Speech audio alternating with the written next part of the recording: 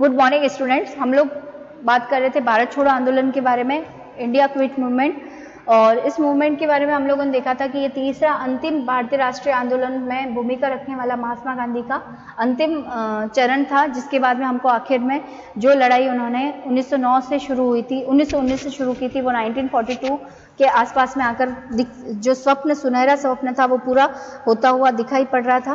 Clear? तो भारत छोड़ो आंदोलन के कारण, परिणाम, प्रभाव, सारी चीजें हम लोग देखी। थोड़ा सा जो इन शॉर्ट एक ब्रीफ नॉलेज है वो मैं आपको वापस से दे देती हूँ कि भारत छोड़ो आंदोलन के बारे में हमने देखा था कि 8 अगस्त देखो सिंपल सी बात है, 8 अगस्त 2021 को देखें या 22 को देखें तो भारत ने 80 वर्ष पूरे कर दिए। 21 में 79 के, तो आज 80 वर्ष, जिसे अगस्त क्रांति भी कहा गया।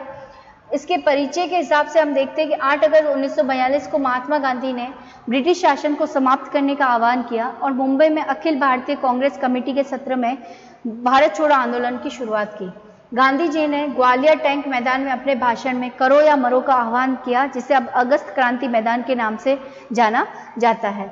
स्वतंत्रता आंदोलन की ग्रैंड ओल्ड लेडी के रूप में लोकप्रिय अरुणा आसफ अली को भारत छोड़ो आंदोलन के दौरान मुंबई के ग्वालियर टैंक मैदान में भारतीय ध्वज फहराने के लिए याद किया जाता है। ये फैक्ट है, ये आपको याद रखना है।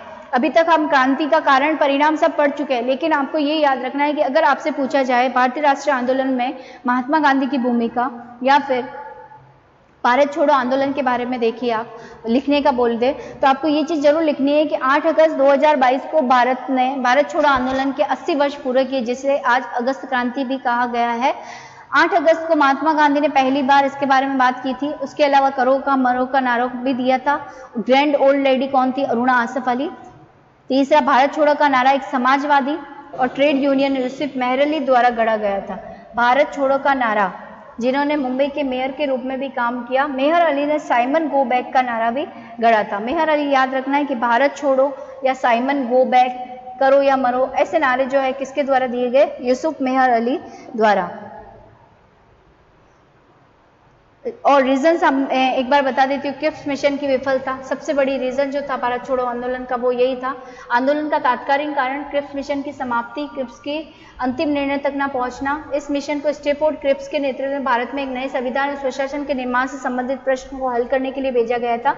इसके पीछे का कारण क्या था कि दक्षिणी पूर्व एशिया में जापान की बढ़ती आक्रामकता, युद्ध में भारत की पूर्ण भागीदारी को सुनिश्चित करने के लिए सरकार की उत्सुकता, ब्रिटेन पर चीन और संयुक्त राज्य अमेरिका के बढ़ते दबाव के कारण ब्रिटेन के सत्तारूढ़ लेबर पार्टी के प्रधानमंत्री विंस्टन चर्चिल द्वारा 42 में भारत में क्रिप्स मिशन भेजा गया। लेकिन ये असफल क्यों रहा? क्योंकि इसने भारत के लिए पूर्ण स्वतंत्रता नहीं बल्कि विभाजन के साथ डोमिनियन स्टेट्स की पेशकश की थी। याद रखना। नेक्स्ट, नेताओं के साथ पूर्व परामर्श बिना द्वितीय विश्व युद्ध में भारत की भागीदारी, यानी कि राष्ट्रीय कांग्रेस ने, भाई ब्रिटिशर्स ने किया ना, तो भारत के सबसे बड़ी पार्टी के बारे में जैसे हम जानते हैं इंडियन नेशनल कांग्रेस, इससे बिना पूछे ही भारत को इस युद्ध में भागीदार बना दिया। नेताओं के साथ पूर्व परामर्श के बिना ही द्वितीय विश्व में भारत की भागीदारी, द्वितीय विश्व युद्ध में ब्रिटिश सरकार का बिना शर्त समर्थन करने की भारत की मंशा को भारतीय राष्ट्रीय कांग्रेस द्वारा सही ना समझा गया। भाई देखो, सिंपल सी बात है, अगर आप कुछ दोगे तो आपको कुछ ना कुछ देना भी पड़ेगा। अगर भारतीय लोग अब इस पर आकर अगर इंग्लैंड के लोगों का साथ देते हैं तो इंग्लैंड वासियों को भी भारतीयों को स्वतंत्रता देनी पड़ेगी, ये डिमांड कर रही थी भारतीय राष्ट्रीय कांग्रेस। लेकिन बिना किसी शर्त ही सेकेंड वर्ल्ड युद्ध में भारत को भी झोंक दिया गया। ब्रिटिश विरोधी भावना का प्रसार और पूर्ण स्वतंत्रता की मांग ने भारतीय जनता के प्रति लोकप्रियता हासिल की। कई छोटे आंदोलन का केंद्रीकरण अखिल भारतीय किसान सभा फॉरवर्ड ब्लॉक किसने बनाया था? सुभाष चंद्र बोस द्वारा। फॉरवर्ड ब्लॉक एक छोटी सी पार्टी थी जिसमें हमारी खुद की एक तरह से स्वतंत्रता की लड़ाई लड़ने वाली एक पार्टी थी, जो कि ब्रिटिशर्स के विरुद्ध थी। कांग्रेस से संबद्ध विभिन्न निकायों के नेतृत्व में 2 दशक से चल रहे जन आंदोलनों ने इस आंदोलन के लिए पृष्ठभूमि निर्मित की। देश में कई स्थानों पर उग्रवादी विस्फोट हो रहे थे जो भारत आंदोलन के साथ जुड़ गए। आवश्यक वस्तुओं की कमी, द्वितीय विश्व के परिणाम स्वरूप मैंने बताया था, आर्थिक मंदी आ गई थी, खाद्यान्न नहीं थे, रिसोर्सेज नहीं थे। अब इस आंदोलन के 3 चरण थे, ये आपको याद रखना है। पहला चरण शहरी विद्रोह, हड़ताल, बहिष्कार, धरने के रूप में चिन्हित, जिसे जल्दी दबा दिया गया। पूरे देश में हड़तालें और प्रदर्शन हुए। श्रमिकों ने कारखानों में काम करने से मना कर दिया। गांधी जी को पुणे के आगा खान पैलेस में कैद कर दिया गया और लगभग सभी नेताओं को गिरफ्तार कर दिया गया। आंदोलन के सेकेंड चरण में क्या हुआ? भाई पहले चरण तो नॉर्मल स्तर पर हुआ था और ये थर्ड स्तर। आंदोलन के दूसरे चरण में ग्रामीण इलाकों में स्थानांतरित किया, जिसमें एक प्रमुख किसान विद्रोह देखा गया। इसमें संचार प्रणालियों को बाधित करना मुख्य उद्देश्य था, जैसे कि रेलवे ट्रैक, स्टेशन, टेलीग्राफ तार, पोल, इन सभी को। और ये कौन कर रहा है? इंडियंस कर रहे हैं। किसके खिलाफ? ब्रिटिशर्स के खिलाफ। ठीक है, तो अगर सभी टेलीग्राम और अपनी सारी के सारे जो संचार प्रणाली बाधित करेंगे तो कौन नहीं आ पाएगा? किसको सूचना नहीं मिलेगी? ब्रिटिशर्स को। ठीक है, अंतिम चरण में अलग अलग इलाकों में बलिया, तमलुक, सतारा आदि में राष्ट्रीय समानांतर सरकारों का गठन। तो पहले में हड़ताल बहिष्कार हुए, दूसरे में संचार प्रणालियों को बाधित किया गया और तीसरे में समानांतर सरकारों का गठन किया गया। ठीक है, तो भारतीय राष्ट्रीय आंदोलन जो है, अब कई छोटो आंदोलन का केंद्रीकरण जो था, आवश्यक वस्तुओं की कमी, मांगे, ये रीजंस बने थे। आंदोलन की सफलता और असफलता के बारे में देखते हैं, ये आपका लास्ट टॉपिक रहेगा। आंदोलन की सफलता क्या थी कि भविष्य के नेताओं का उदय, जिसमें राम मनोहर लोहिया, जेपी नारायण, अरुणा आसफ अली, बीजू पटनायक, सुचेता कृपलानी, जय नारायण व्यास आदि नेताओं ने भूमिगत गतिविधियों को अंजाम दिया, जो बाद में प्रमुख नेताओं के रूप में उभरे। सकारात्मक जो है रवैया, सकारात्मक जो परिणाम निकले भारत छोड़ो आंदोलन के, वो ये निकले कि भविष्य के नेताओं का उदय हुआ, महिलाओं की भागीदारी, कॉन्फिडेंस बढ़ा, आंदोलन में महिलाओं ने बढ़ चढ़कर हिस्सा लिया। उषा मेहता जैसी महिला नेताओं ने भूमिगत रेडियो स्टेशन स्थापित किया, जिससे आंदोलन के बारे में जागरूकता पैदा हुई। तीसरा था राष्ट्रवाद का उदय। भारत छोड़ो आंदोलन के कारण देश में एकता और भाईचारे की एक विशिष्ट भावना पैदा हुई। कई छात्रों ने स्कूल कॉलेज छोड़ दिया और लोगों ने अपनी नौकरियां छोड़ दी।